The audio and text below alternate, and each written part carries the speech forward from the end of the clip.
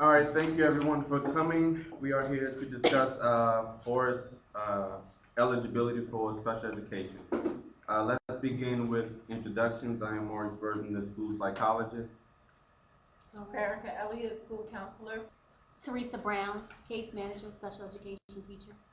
Crystal Wynn, speech language pathologist. Natalie Waldron, 8th grade English teacher. Michelle Ferguson, occupational therapist.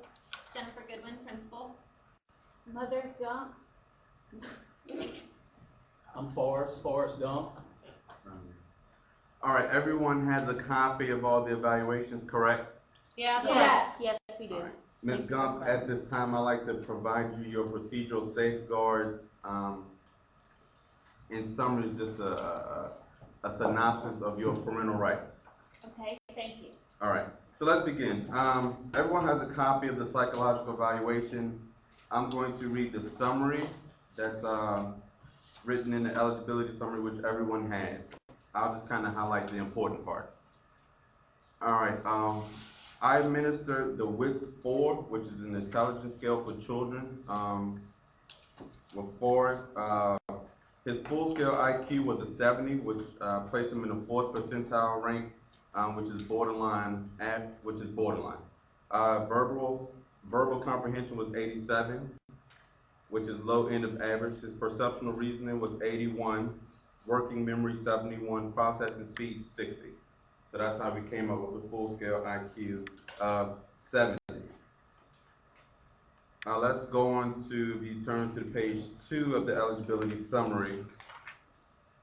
I'll briefly go over his Woodcock-Johnson, which is an achievement test. Letter word identification 69, reading fluency 68, passage comprehension 77, and broad reading, which is a combination of those three, is a 73. And Ms. Gump, just to let you know, for a standard score, 100 is average. Oh, okay. Okay. Also, if you look to the right of the table, you have the grade equivalent. Oh. So basically, for example, letter word identification, the grade equivalent of 1.2, which means he scored what we would expect a first grade in the second month to score. So that's what that means. But y'all can help them, right? Correct. All right, so calculation, standard score 78, math fluency 83, applied problems an 80. So his composite score for broad mathematics, which is an 81. Spelling, he had a 68. Writing fluency, standard score 72. Writing samples, 71. And again, the composite broad written language score is a 71. And his sound awareness, he had a standard score of 80. So based on these results, Forrest has a relative strength in mathematics. But it's still way below his grade level. Right, it is considerably below. Also administered a CTOP, which is a comprehensive test of phonological processing. It assesses phonological awareness, phonological memory, and rapid naming. Persons with deficits in one or more of these kinds of phonological processing abilities may have more difficulty learning to read than those who do not. And he does have a hard time. Mm-hmm. So, his composite score in phonological awareness was a 70, which is below average. Phonological memory composite score was a 90, which is low average. And his rapid naming is an 82, which is below average. And so again, keep in mind, the composite score of 100 is average. So if you turn the page, I'll also ask Forrest to complete a Connor Wells self-report, which he did.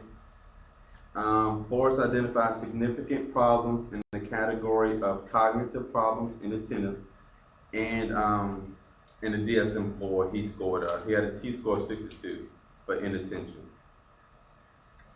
He did not identify significant problems in the areas of family, emotions, conduct, or anger management. In summary, Forrest is a 14-year-old 8th grade student who recently moved from Greenbow, Alabama to County, Virginia.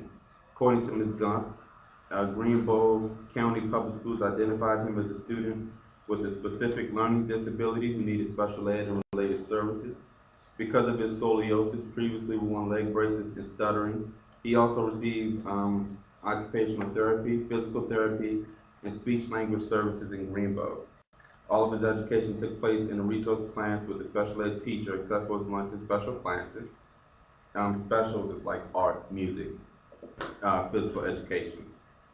We have not received records from his previous school district, despite many written and oral requests. So that's why we're now here to discuss his eligibility. His achievement and ability scores hover at the low average to below average ranges, indicating that his achievement is commensurate with his ability level. To break that down, basically based on his intelligence, he's actually functioning where we would expect him to function. That's not to say that we can't raise his academic ability, but he's kind of where his intelligence says he should be. All right. He is weak in reading, math, and writing. Forrest requires continued occupational physical therapy and possibly adapted physical education to improve the strength of his legs and back. Forrest has a mild speech impediment and a stutter. His reading, math, and writing are on a 2nd to 4th grade level. He does not demonstrate any social, emotional, or behavioral difficulties. Ms. Ferguson, if you'd like to go ahead and read your summary for occupational therapy. Ms. Stump, I just wanted to let you know exactly what the occupational therapy part is. The goal of occupational therapy is to provide direct activities that serve to restore and enhance performance skills needed for functional daily living.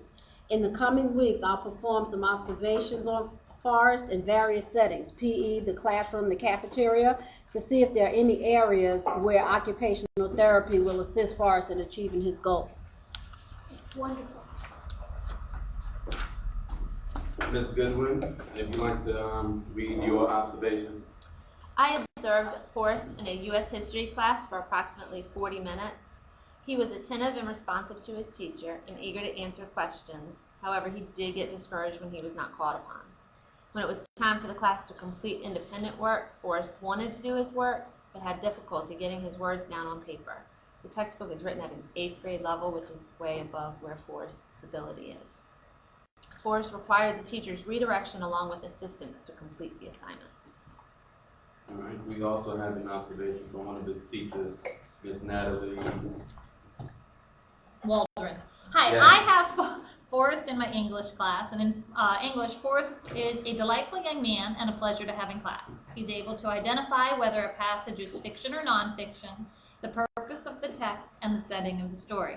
He can identify a synonym and an antonym and use context clues to discover the meaning of a word and determine the prefix or suffix of a word. He struggles with answering inferential questions, drawing conclusions, and summarizing. He's able to form an opinion about a reading assignment, but is unable to synthesize the information he has read to create a brief summary. Forrest occasionally struggles to correctly identify if a statement is a fact or an opinion. When taking a test, he seems to do worse towards the end of a test rather than the beginning. He can read a 3rd grade passage at the rate of 109 words per minute and accurately answer 80% of the comprehension questions. He's reading below grade level. Forrest typically completes his homework. His writing is lower than his grade level peers. He usually does not enjoy writing, and the actual act of writing presents problems for Forrest. He's able to use a 4-square graphic organizer and create a very basic 5-paragraph rough draft on a given topic. Forrest struggles in his ability to stay focused and on the topic. He becomes fixated on a particular concept and writes extensively about that concept. As a result, he frequently digresses from the main idea of the paper, and his writing loses its focus. As I said, he's pleasant and cheerful in class. He's friendly and cooperative with his peers and strives to please his teachers. He rarely has any sort of meltdown or problems in class. He has great difficulty following directions with many repeats and clarifications necessary. He becomes frustrated when he has difficulty understanding the instructions, but is determined to do his best and complete the assignment. You really do know my boy. All right, Ms. Elliott, school counselor, do you have anything to add? Yes, in reviewing Forrest, so survey for career interest in the future, I found that Forrest has a strong interest in agriculture, food, and natural resources, as well as education and training. His grades currently indicate that he is on track for high school credits and will be progressing towards some sort of career management course within his junior and senior year of high school. I will make notations and share the career skills survey with his high school counselor when he arrives in high school. Great. Ms. Gump, any questions? No, I think a lot of the things you've said today are really true about Forrest, and I'm just so glad that you're going to help him. Forrest, anything you'd like to add? No, sir. Great. All right, so if we flip to the second to last page, we have an intellectual disabilities worksheet. Based on the fact that Forrest scored a 70, that's where he will qualify for special education. So we just have to go through this checklist. So step one, intellectual disability means significantly sub-average general intellectual functioning, existing concurrently with deficits in adaptive behavior and manifested during the developmental period that adversely affects a child's educational performance. Significant limitations in adaptive behavior and intellectual functioning must be present concurrently. At least 2.0 standard deviation below the mean, which he does demonstrate. The instrument used was the Intelligence Scale for Children, 3rd edition, and again, he had a full scale of 70. And he must also have some impaired adaptive behavior, either in conceptual skills, social skills, and or practical skills, which he does. And also there's a developmental history that indicates significant impairment in intellectual functioning, and the current demonstration of a significant impairment is present. And based on your reporting, he was identified with low intellectual functioning at the age of 3, correct? That is correct. Okay. So the third one, there's documentation of an adverse effect on educational performance due to the documented characteristics of an intellectual disability. He has historically had difficulty making academic gains commensurate with the same age peers. A review of Forrest's educational history reveals he repeated kindergarten. While in Greenbow, South Carolina, he received special education services through the resource teacher and apart from regular education students, except during lunch and specials. That's true. They called him disabled. And due to the intellectual disability, the student needs specially designed instruction. So based on that worksheet, Forrest does qualify for special education services due to an intellectual disability. I also include a worksheet for speech language impairment due to his stuttering and his articulation issues. Again, we'll just go through this worksheet. Step 1 is just a definition.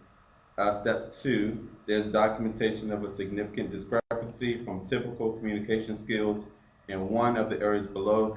Check all that apply. Articulation as well as fluency. 3, the student does not demonstrate limited English proficient. That's just for students whose first language was not English. So that doesn't apply here. Okay. Step 4, there's documentation of an adverse effect on educational performance due to one or more documented characteristics of speech language impairment, and the student demonstrates stuttering as documented in observations and parent report. So based on this worksheet, he also qualifies for special education services due to a speech language impairment.